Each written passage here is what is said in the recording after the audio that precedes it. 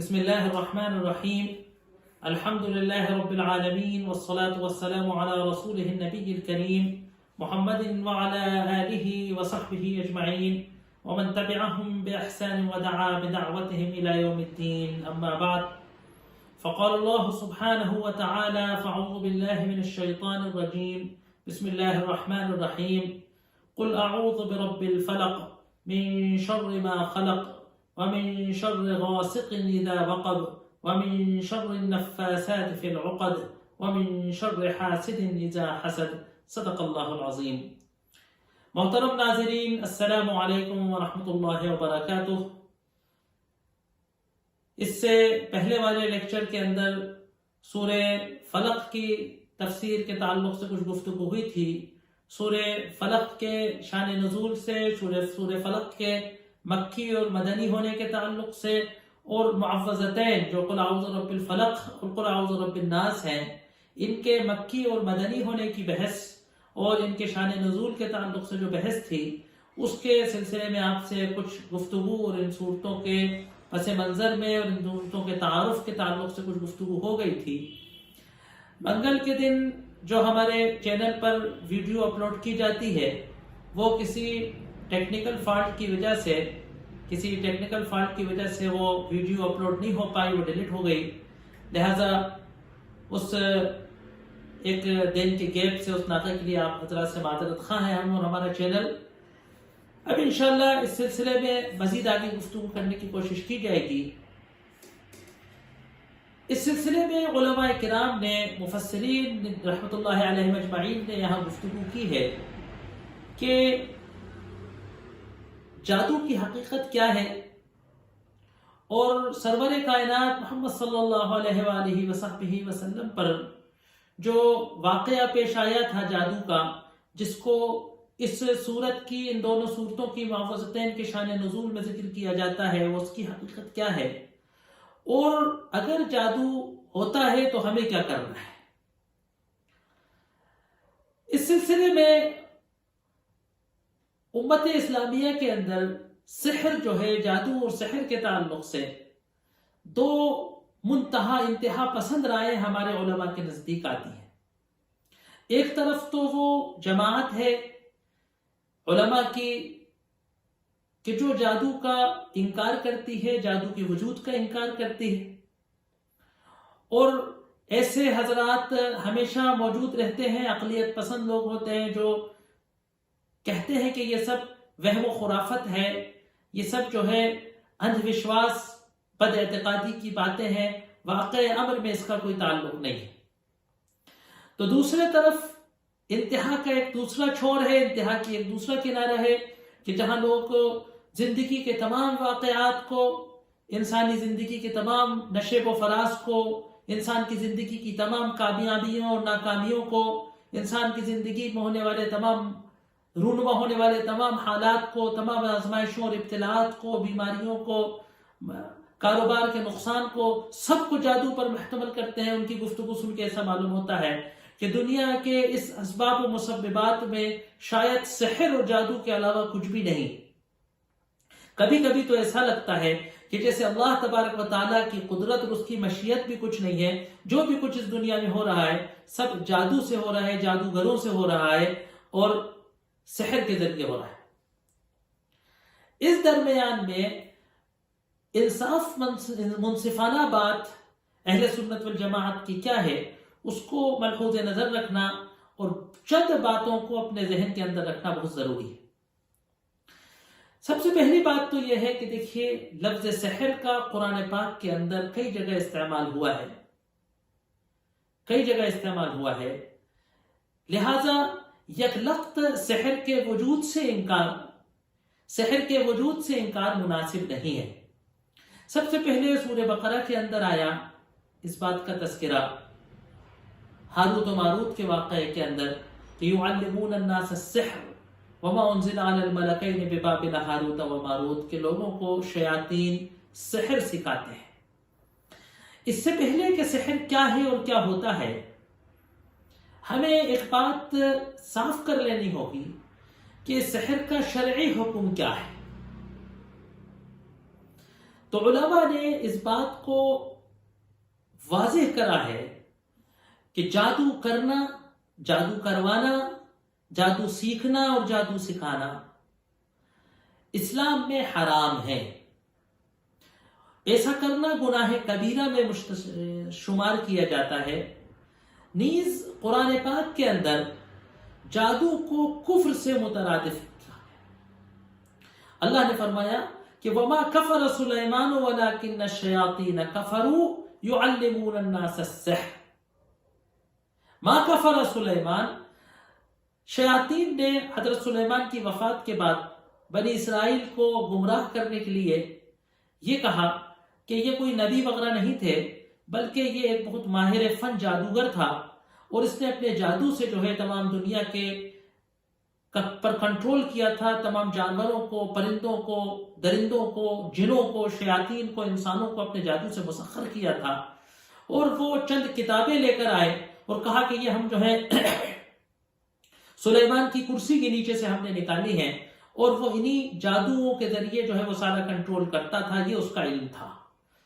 اسی لیے آپ دیکھیں گے کہ آج بھی جو جادو ٹونے کی کتابیں ملتی ہیں اور جو سحر و جادو سے متعلق جو کتابیں بازاروں میں بکتی ہیں ٹھیلوں پر، ان میں نقش سلیمانی اور طلسم سلیمانی اس طریقے کے نام آج تک چلے آ رہے ہیں. یہ اسی شیاطین کی جو سازش تھی، اور جو حضرت سلیمان کے بعد ان کی مخالفت میں شیاطین الجن اور شیاطین الانس کی ساٹھ گاٹھ سے جو بنی اسرائیل کو گمراہ کرنے کی تدبیر ہوئی تھی، اسی کا نتیجہ ہے. اسی لیے اب اللہ تبارک و تعالیٰ اس پورے سازش کا جواب دے رہا ہے قرآن پاک میں کہ وما کفر سلیمان، سلیمان نے ہرگز کفر نہیں کیا، یعنی جادو نہیں کیا. ولکن الشیاطین کفروا، لیکن شیاطین نے ضرور کفر کیا تھا. یعلمون الناس السحر، کہ وہ لوگوں کو جادو سکھایا کرتے ہیں. گویا قرآن کے الفاظ میں جادو سکھانا یہ کفر ہے. اسی طریقے سے ایک اور جگہ بنی اسرائیل کی گمراہی کو بیان کرتے ہوئے، کیونکہ جب کہ قوم میں زوال پذیر ہو جاتی ہے تو اس میں عملیات میں اور جادو میں اس طریقے سے جو ہے اس پر جو ہے اس کو بڑا اعتماد ہو جاتا ہے، اور یہ سب باتیں ان کی عوام الناس کی روزمرہ کی محفلوں اور مجلسوں کی گفتگو بن جاتی ہے. تو کہا کہ جو ہے یؤمنون بالجبت والطاغوت، تو جبت کا تشریح مفسرین کرام نے لکھی ہے کہ جبت یعنی جادو، کہ بنی اسرائیل والے گمراہ ہو گئے. یؤمنون بالجبت والطاغوت، یہ جبت جادو پر اور طاغوت پر یقین کرنے لگے ہیں، یعنی جادو اور طاغوت کے حقیقت پر یقین کرنے لگے ہیں، ان کو مؤثر حقیقی سمجھنے لگے ہیں، ان کو کسی چیز کا حقیقی فاعل و مؤثر سمجھنے لگے ہیں. یہ جو ہے ان کے کفر کو بیان کیا ہے. تو اس سے قبل کہ جادو کیا ہے اور کیا نہیں، ہمیں اس بات پر یقین ہونا چاہیے، اعتماد ہونا چاہیے. ہمیں اپنی قوم کو، اپنے بچوں کو یہ بات گوشگوار کرنا چاہیے کہ جو ہے جادو کفر ہے، اسلام میں اس کا ارتکاب گناہ کبیرہ کا ارتکاب ہے. لفظ جادو جو سحر ہے، عربی زبان میں سحر کہتے ہیں. بہت پھرتی کے ساتھ کسی عمل کے کر لینے کو سحر کہا جاتا ہے، یا ایسا عمل کہ جس کا سبب نہ پتہ چلے. اتنی صفائی سے کوئی کام کر جائے، اتنی تیزی سے کوئی کام کر جائے کہ اس کی وجہ نہ پتہ چلے. مثال کے طور پر میں اس کو ہاتھ سے اٹھاؤں، آپ کو نظر آئے، میں اس کو کسی کلپ سے اٹھاؤں، آپ کو نظر آئے گا، لیکن میں ہاتھ نہ لگاؤں، کوئی کلپ نہ آئے، کوئی شاک اپ نہ نکلے، بس یہ ایک دم سے اٹھ کر اڑنے لگے، تو آپ کہیں گے کہ صاحب یہ کیا ہوا، یہ جادو سے ہوا، یہ کرشمہ ہو گیا. تو وہ کہ جس چیز کا سبب نہ نظر آئے، جس کا وسیلہ نہ نظر آئے، جس کا ذریعہ نہ دکھائی دے، وہ عمل جو ہے اس کو عربی زبان میں سحر سے جو ہے تعبیر کیا جاتا ہے. اسی لیے شعلہ بیان خطیب، وہ خطیب کے جس کی زبان کی چترائی سے، جس کے خطبے کی، جس کے بیان کے جادو سے لوگ اس کے گرویدہ ہو جاتے ہیں، وہ لوگوں کو اپنی بات پر قائل کر لیتا ہے. خالی ذہن آدمی اپنے گھر سے آتا ہے اور اس کی تقریر سن کر سر پہ کفن باندھ کر تلوار لے کر جنگ پر نکل جاتا ہے، جانثاری کے لیے تیار ہو جاتا ہے نا، اپنے آپ کو جو ہے وہ مشن کے لیے پیش کر دیتا ہے، تو اس کو عربی زبان میں سحر کہا گیا ہے. یہاں تک کہ حدیث کے اندر آیا کہ ان من البیان لسحرا، کہ کچھ گفتگو تو جادو کا اثر رکھتی ہے. یعنی جس طریقے سے بغیر کسی سبب کے، بغیر کسی وسیلے کے، بغیر کسی ذریعے کے کسی عمل کو کر دیا جاتا ہے جادو سے، ایسا لوگوں کے ذہن میں ہے. تو اسی طریقے سے بغیر کسی سبب کے میں نے بولا اور آپ نے سنا اور اس کا تاثر ایسا ہوا کہ میں فلاں کام کے لیے اٹھ کھڑا ہوا، تو یہ جادو ہے. تو اس کو سحر کہا گیا ہے. حکما نے سحر کی کچھ انواع و اقسام لکھی ہیں. علامہ فخر الدین رازی نے اپنی کتاب تفسیر الکبیر کے اندر جادو پر بڑی طویل بحث کی ہے، کئی صفحات بحث کی ہے. اس کو نقل علامہ قرطبی رحمۃ اللہ علیہ نے اپنی کتاب کے اندر کافی طویل کی ہے. اس کو بیان کرنے سے یہ کوئی حاصل نہیں ہے. اب اس کا بہت شارٹ میں اس کا خلاصہ بیان کر کے چند نکات اس کے پیش کر کے اس سے جادو کی حقیقت تک پہنچنے کی ہم کوشش کریں گے قرآنی آیات کی روشنی میں. حکما نے جادو کے 5 7 8 اسٹیج لکھے ہیں، جادو کی قسمیں لکھی ہیں. علامہ رازی نے انہیں بیان کیا ہے، علامہ قرطبی نے انہیں نقل کیا ہے. کوئی حضرات اگر اس سے رجوع کرنا چاہیں تو وہاں رجوع کر سکتے ہیں. علامہ قرطبی کی بحث بہت عمدہ ہے.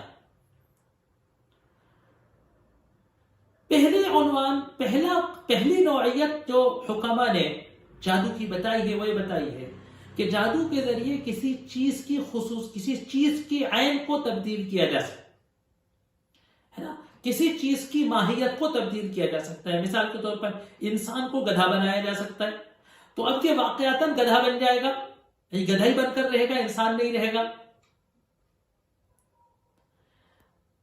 دوسرا اسٹیج لکھا ہے کہ ماہیت تو نہیں بدل سکتا جادو، لیکن جادو کسی چیز کی صفات بدل سکتا ہے. کالی چیز ہے نا، کسی کے رنگ کو کالا کر سکتا ہے، کسی کی صحت خراب کر سکتا ہے، گردوں کا جو کام ہے ان کو خراب کر سکتا ہے نا، تو کسی چیز کی صفات کو بدل سکتا ہے. تیسرا اسٹیج لکھا ہے حکما نے کہ وہ نہ تو چیز کی ماہیت کو بدلتا ہے نہ صفات کو بدلتا ہے. تیسرے نوعیت کا جادو یہ ہے، تیسرے اسٹینڈرڈ کا جادو یہ ہے کہ وہ لوگوں کی آنکھوں پر جادو کرتا ہے، تو لوگوں کو ایسا نظر آنے لگتا ہے، لوگوں کو ایسا دکھائی دینے لگتا ہے، لوگوں کو ایسا محسوس ہونے لگتا ہے کہ جو جادوگر دکھانا چاہتا ہے، اگرچہ کہ حقیقت حال میں وہ چیز ویسی نہیں ہے جیسی ہمیں نظر آ رہی. اس کو نظر بندی بھی کہا گیا ہے.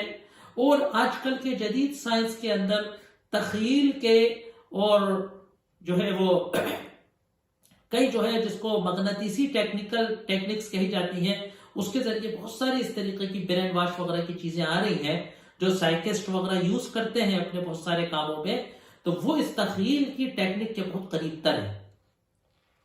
پھر علماء نے اس کی اور بھی قسمیں لکھی ہیں، یہاں تک کہ آ کر 7ویں 8ویں آخری قسم لکھی ہے کہ ان من البیان لسحرا، کہ ایسی سحر انگیز گفتگو کرنا کہ جس سے سامنے والا آپ کی باتوں میں آپ کا غلام بن جائے.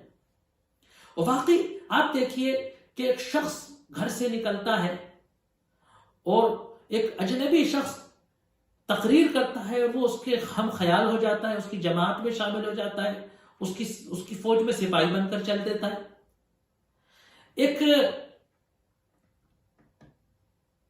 ایک شخص جو ہے کسی کی باتوں کی لبھاونی باتوں میں آ کر دھوکہ کھا جاتا ہے اور اپنے پالنے پوسنے والے ماں باپ کو چھوڑ کر اس کے ساتھ چل دیتا ہے. ایک بچہ اور بچی اپنے پالنے والے ماں باپ کو، بھائی بہن کو، اپنے رشتہ داروں کو، اپنے خاندان کو، اپنے وطن کو، سب کو چھوڑ کر ایک اجنبی کے ساتھ چل دیتی ہے کیونکہ اس کی باتوں میں سحر ہوتا ہے، جادو ہوتا ہے، اس کے دل و دماغ پر وہ حاوی ہو جاتا ہے. تو اس کو علماء نے لکھا ہے.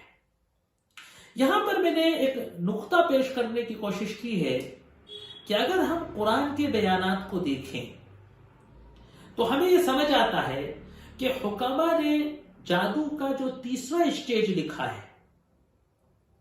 کہ نہ تو چیز کی ماہیت میں تبدیلی ہوتی ہے نہ چیز کی صفات میں تبدیلی ہوتی ہے، صرف دیکھنے والے کو، محسوس کرنے والے کو ایسا لگنے لگتا ہے کہ ایسا ہو گیا، ایسا لگنے لگتا ہے کہ ایسا ہو گیا، حقیقت میں کچھ نہیں ہوتا. یہ جادو جو ہے وہ حقیقت نہیں ہے، جادو جو ہے وہ باطل ہے. اس سلسلے میں قرآن کی چند آیات ہمیں توجہ دلاتی ہیں کہ جو جادو کی تیسری قسم حکماء نے ذکر کی ہے وہ حقیقتاً جادو کی پہلی قسم ہے. حضرت موسیٰ علیہ السلام کے واقعے کو قرآن نے پیش کیا ہے تاکہ ہم اس سے کچھ نتائج اس مضمون میں اخذ کریں. حضرت موسیٰ علیہ السلام نے فرعون کے سامنے اپنا معجزہ پیش کیا اور اپنا عصا جو لاٹھی تھی عصا اس کو حضرت موسیٰ نے ڈالا تو وہ اژدہا بن گیا اور وہ حقیقت میں اژدہا بن گیا. منہ کھول کر وہ فرعون کی طرف بڑھا.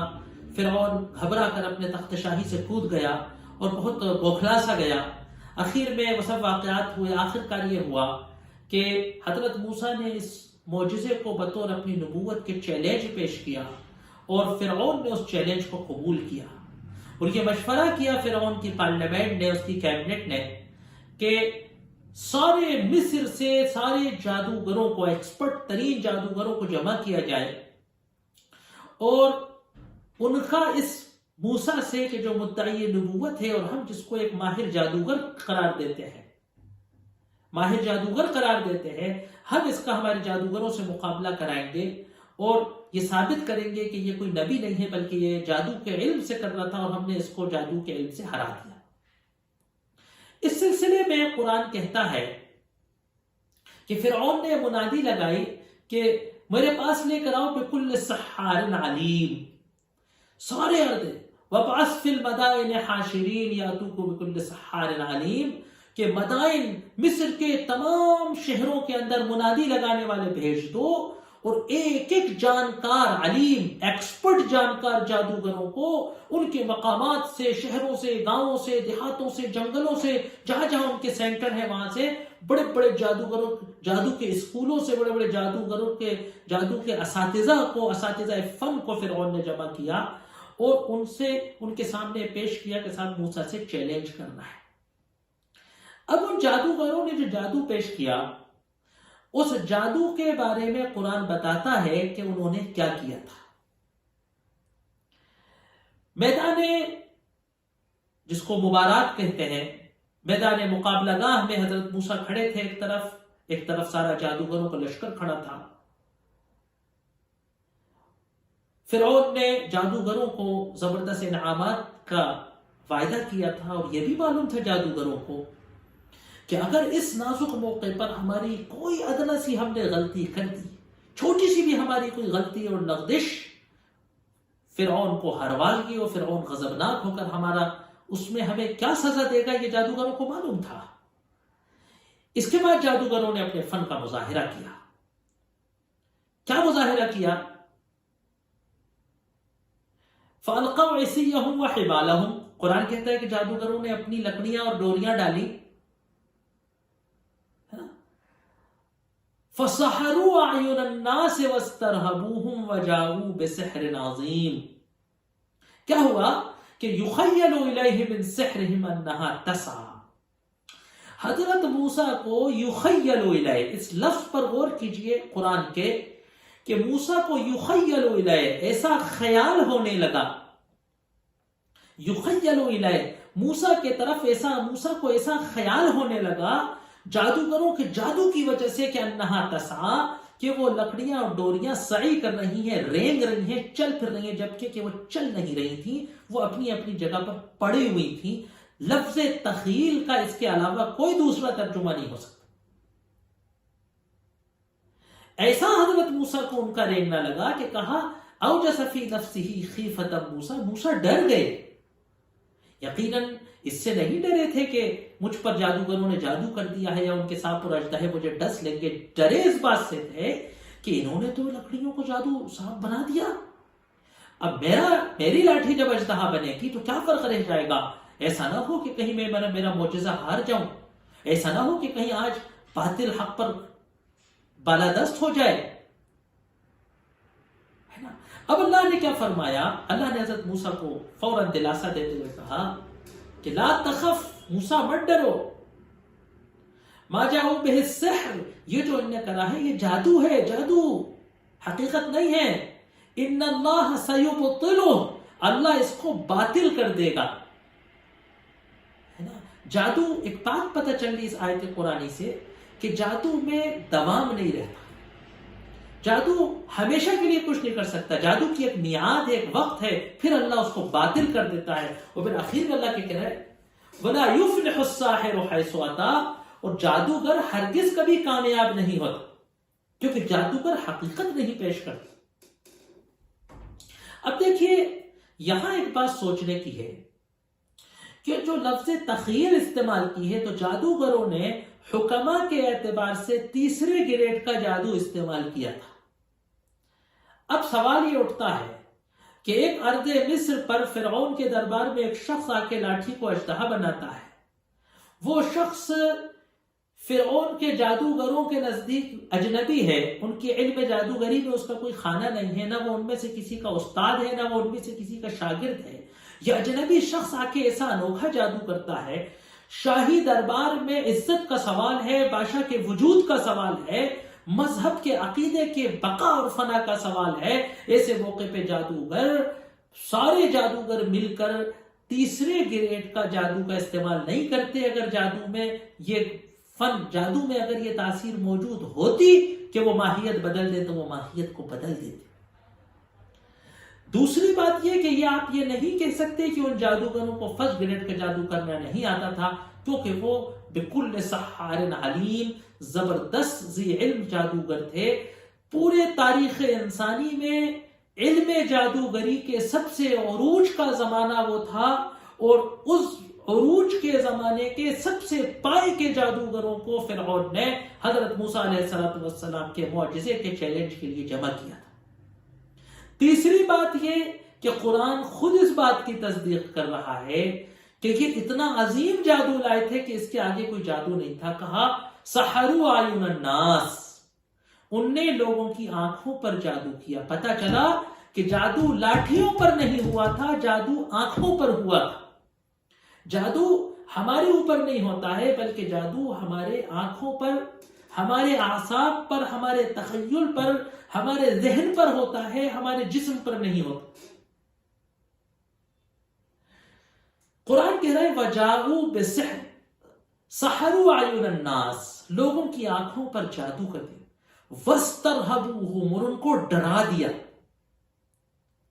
دیکھیے جادو ہوتا ہے، کچھ لوگوں کو اللہ تبارک و تعالی نفوس قویہ دیتے ہیں، ان کے اندر کانفیڈنس لیول بہت زیادہ ہوتا ہے، پھر وہ کچھ ریاضتیں کر کے، دیکھیے انسان کے جسم کے اندر ریاضت ہے، دیکھیے جو ایسے ایکسرسائز کرتا ہے اس کا بازو مختلف مخصوص قسم کا شیپ لے لیتا ہے، جو ایسے ایکسرسائز کرتا ہے اس کا پیٹ اندر چلا جاتا ہے نا، جو اتنے دن کھانا نہیں کھانے کی مشق کر لیتا ہے وہ کھانا نہیں کھانے کا اس کا جسم عادی ہو جاتا ہے، جو صرف 3 گھنٹے سونے کا اپنے آپ کو عادی کر لیتا ہے اس کی نیند 3 گھنٹے میں پوری ہو جاتی۔ تو کچھ ریاضتیں کر کے، کچھ مشقیں کر کے، کچھ مخصوص قسم کی غذائیں کھا کے، کچھ مخصوص قسم کی غذائیں نہ کھا کے، کچھ مخصوص قسم کے اوقات میں، رات میں، دن میں، کچھ مخصوص قسم کے اوقات میں، کچھ مخصوص قسم کے اوراد کو، ریاضتوں کو پابندی سے کرنے کے بعد ان کی نفوس کے اندر ایک قوت پیدا ہو جاتی۔ وہ قوت نفوس ضعیفہ پر، جن لوگوں کو کمزور نفوس ہوتے ہیں اس پر وہ اثر انداز ہو جاتے ہیں اور وہ ان کو اپنے زیر لے لیتے ہیں، ان پر حاوی ہو جاتے ہیں۔ قرآن کہتے ہیں وَاسْتَرْهَبُوهُمْ، اور لوگوں کو ان نے مرعوب کر لیا، ڈرا دیا۔ وَجَاءُوا بِسِحْرٍ عَظِيمٍ، اور بڑا زبردست جادو لے کر آئے کہ اللہ تبارک و تعالیٰ کی حضرت موسیٰ پر تائید تھی اور معجزہ تھا، ورنہ ان کا جادو بڑا عظیم تھا۔ ان آیتوں کو اگر ہم مد نظر رکھیں تو ہمیں یہ بات واضح سمجھ آ جاتی کہ قرآن کی نظر میں جادو محض تخیل ہے، جادو محض تخیل ہے۔ دیکھیے ایک اور جگہ قرآن نے جو جادو کی اثر اندازی کو بتایا، وہ کہا کہ يُعَلِّمُونَ النَّاسَ السِّحْرَ، ہے نا، يُعَلِّمُونَ مَا يُفَرِّقُونَ بِهِ بَيْنَ الْمَرْءِ وَزَوْجِهِ، جادوگروں سے یہ وہ علم سیکھتے ہیں کہ جس سے وہ شوہر اور اس کی بیوی کے درمیان تفریق کر دیتے ہے نا۔ دیکھیے شوہر اور بیوی کے درمیان تفریق کے لیے ذہنی چیز ہے، یہ کوئی فزیکل عملی چیز نہیں ہے کہ کوئی بٹن آن آف کر دیں۔ دل کا برا ہو جانا یہ کچھ ذہنی اثرات کا نتیجہ ہے، یہ تخیل کا نتیجہ ہے کہ ایک شخص کو وہ نظر آ رہا ہے جو ہے نہیں، وہ نظر آ رہا ہے، تو وہ اس سے متاثر ہو رہے. لیکن دیکھیے پھر قرآن جادو کے بارے میں ایک بات بتاتا ہے کہ جادوگر اپنے آپ میں کوئی فعالیت نہیں رکھتے. جادوگر اپنے آپ میں کوئی فعالیت نہیں رکھتے. اللہ کہہ رہے وَمَا هُمْ بِضَارِّينَ بِهِ مِنْ أَحَدٍ، اور وہ کسی کو نقصان نہیں پہنچانے والے. وَمَا هُمْ، اور وہ جادوگر مَا بِضَارِّينَ بِهِ نقصان نہیں پہنچا سکتے اس کے جادو کے ذریعے أَحَدٍ کسی کو بھی إِلَّا بِإِذْنِ اللَّهِ سوائے اس کے کہ اللہ کا حکم. جس طریقے سے قاتل ہمیں نہیں قتل کر سکتا جب تک کہ اللہ کا حکم نہ ہو، وائرس ہمیں بیمار نہیں کر سکتا جب تک کہ اللہ کا حکم نہ ہو، بیکٹیریا ہمارے اندر انفیکشن نہیں پیدا کر سکتا جب تک اللہ کا حکم نہ ہو، جادوگر ہم پر جادو نہیں کر سکتا جب تک کہ اللہ کا حکم نہ ہو. یہ جادو کی حقیقت قرآن پاک نے بتائی ہے. اب دوسرا سوال یہ ہے کہ جادو ہوتا ہے یا نہیں ہوتا؟ جادو کی حقیقت کیا ہے جو حکما نے کہی وہ، کہ جو ہم نے بیان کی وہ. لیکن اصل جو ہے ایشو یہ نہیں ہے. اصل ایشو یہ ہے کہ اگر جادو ہوتا ہے تو ہمیں کیا کرنا ہے. اصل ایشو یہ ہے کہ ہمیں کیا کرنا ہے. کیا ہمیں جادوگروں کے پاس جانا ہے؟ کیا ہمیں اس کے اتارے کے لیے جو ہے غیر اللہ کی طرف جانا ہے؟ کیا ہمیں شرک کرنا ہے؟ کیا ہمیں شرک کا ارتکاب کرنا ہے؟ ہمیں کیا کرنا ہے؟ یہ بات غور کرنے کی ہے. ایک عجیب نقطہ ہے، آپ اگر اس کو یاد رکھیں، ایک عجیب نقطہ ہے کہ آپ پوری تاریخ انسانی کا مطالعہ کر لیجئے. جادو نے آج تک دنیا کے کسی سیاسی، سماجی، تہذیبی، تمدنی انقلاب میں اٹھک پٹک میں کوئی عمل نہیں کیا ہے. یہ سارے جادو اور اثرات کی کہانیاں ہمارے کمزور عقیدے کے لوگوں میں، عورتوں کی دنیا میں، ضعاف العقیدہ لوگوں کے اندر، کم پڑھے لکھے لوگوں کے اندر ہی اس کے تمام کیسز ملتے ہیں. میں علماء طلبہ سے گفتگو کرتے ہوئے کہتا ہوں کہ آپ بتائیے کہ جس وقت صحابہ کرام رضوان اللہ علیہم اجمعین اپنی فوجوں کو لے کر روم اور ایران کی زمینوں پر فاتحین فتح کا ایک سیلاب بلاخیز لے کر جا رہے تھے، اور شہر کے شہر، گاؤں کے گاؤں، ملک کے ملک ان کی جھولی میں لٹو کی طرح گرتے چلے جا رہے تھے. وہ عیسائیت پر اور مجوسیت کی دنیا کو فنا کرتے چلے جا رہے تھے. کیا اس وقت روم اور ایران کے اندر جادوگر نہیں تھے؟ ہے نا، وہ زمینیں جادو سے، سحر سے، شرک سے، کاہنوں سے، عملیات کرنے والوں سے بھری ہوئی تھی، لبریز تھی. کیا کوئی بھی ایسا ماہر جادوگر نہیں تھا؟ کیا کوئی بھی ایسا ماہر آدمی نہیں تھا؟ کیا کوئی ایسا کافر، مشرک، یہودی، عیسائی جن نہیں تھا کہ جو حضرت خالد کی تلوار کو باندھ دیتا، جو حضرت عمر پر جادو کر دیتا، جو حضرت عمرو بن العاص کے گھوڑے کی رفتار روک دیتا، جو عقبہ ابن نافع کے فاتحانہ رفتار کو بدل دیتا، جو اسلامی لشکر کو ڈبا دیتا؟ جو کوئی تو جادو کرتا، کچھ تو ہوتا. چلیے آپ یہ کہہ سکتے ہیں کہ صحابہ کرام رضوان اللہ علیہم اجمعین کا ایمان ایسا قوی تھا کہ ان پر کیا عمل نہیں ہو سکتا تھا، تو کوئی طارق بن زیاد کو روک دیتا، ہندوستان کا کوئی جادوگر محمد بن قاسم کو روک دیتا، کوئی محمد غزنوی کو روک دیتا، ہے نا، کوئی ظہیر الدین بابر کو روک دیتا، ہے نا، کوئی تو روکتا. کوئی نظام الدین اولیاء کو روک دیتا کہ وہ بستیوں کو ایمان کی جھولی میں ڈالتے چلے جا رہے تھے. اسی طریقے سے میں کہتا ہوں کہ جس وقت اسلام کا زوال ہوا، کیا اندلس کے اندر کوئی ایسا بزرگ نہیں تھا؟ کیا اندلس کے اندر کوئی مسلمان جن نہیں تھا جو اسپینی بادشاہ کو اچک لیتا، جو اسپین کے، جو عیسائیوں کے سپہ سالار کو پاگل کر دیتا؟ ہے نا، جب امریکہ نے، انگلینڈ نے جب پورے عالم اسلام کو، یورپ نے تحت کیا، تو اس وقت کیا کوئی ایسا جادوگر نہیں تھا؟ کہ جب محمد فاتح نے قسطنطینیہ کو جو مشرقی عیسائی دنیا کا دل تھا اس کو فتح کیا، تو کیا عیسائی دنیا کے اندر پوری رومن امپائر کے اندر مشرق سے لے کے مغرب تک، روما سے لے کے ویٹیکان تک، کیا کوئی جادوگر، کیا کوئی ساحر، کیا کوئی جن ایسا نہیں تھا کہ جو محمد فاتح کے دل کو چک لیتا، اس کے دماغ کو جادو کر دیتا، اس کو پاگل کر دیتا؟ اگر آپ غور کریں گے تو آپ کو یہ پتہ چلے گا کہ دنیا کے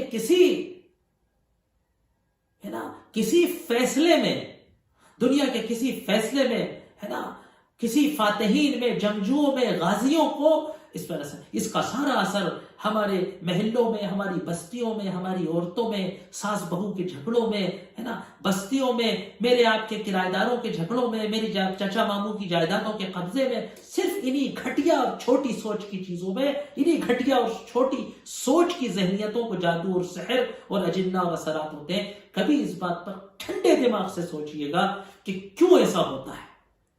وقت ہو گیا ہے، انشاءاللہ اگلے لیکچر کے اندر ہم اس بات پر روشنی ڈالنے کی کوشش کریں گے کہ تعوذ کی حقیقت کیا ہے، رقیہ اور تمیمہ جس کو جھاڑ پھونک کہتے ہیں، اس کا اسلام میں کیا حکم ہے، اور جو اللہ کے رسول صلی اللہ علیہ وسلم پر جو جادو کا واقعہ ہوا تھا وہ کیا واقعہ تھا، اس کی کیا حقیقت تھی، انشاءاللہ اس پر بھی کچھ گفتگو کرنے کی کوشش کی جائے گی۔ وآخر دعوانا ان الحمدللہ رب العالمین۔